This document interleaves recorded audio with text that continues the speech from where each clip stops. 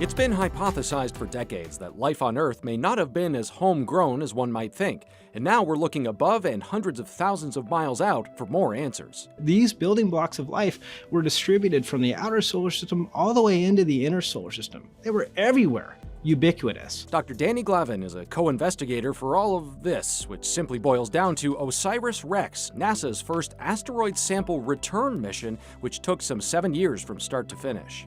Launched in 2016, rendezvoused with asteroid Bennu in 2018, collected a sample from the surface of the asteroid in 2020, and then brought it back to Earth, where it landed in Utah in 2023. An international group of scientists led by Tohoku University analyzed those samples and found something commonplace on Earth but remarkable on an asteroid: bioessential sugars. We actually found 6 different sugars, including 2, ribose and glucose, that are fundamental for life as we know it. Ribose helps provide the backbone for ribonucleic acid, and glucose is an important source of energy for all living things.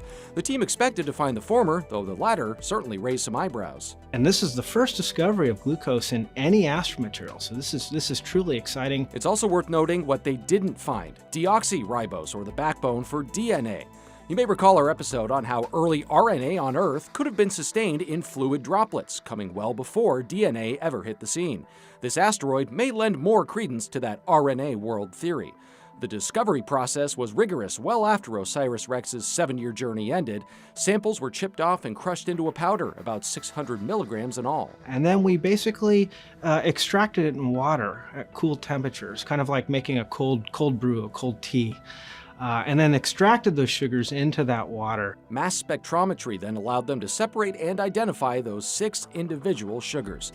The ribose discovery now fills in a gap of knowledge building on previous findings. When we first started the sample analysis, we discovered amino acids. In fact, 14 of the 20 protein amino acids found in life. And we also found the nucleobases. These are the components of the genetic code in DNA and RNA, all 5, in fact. Many new questions arise, like why this so-called parent body didn't get more complex molecules going. But the fact this asteroid still harbors ingredients for life billions of years after its formation gives hope that we could find more molecular evidence closer to home. Not only could these building blocks have enabled life on Earth, but potentially elsewhere: Mars, Europa, the outer solar system. I'm becoming much more optimistic that we may be able to find life beyond Earth, even in our own solar system. For this week's Moment of Science, I'm Dan Smith.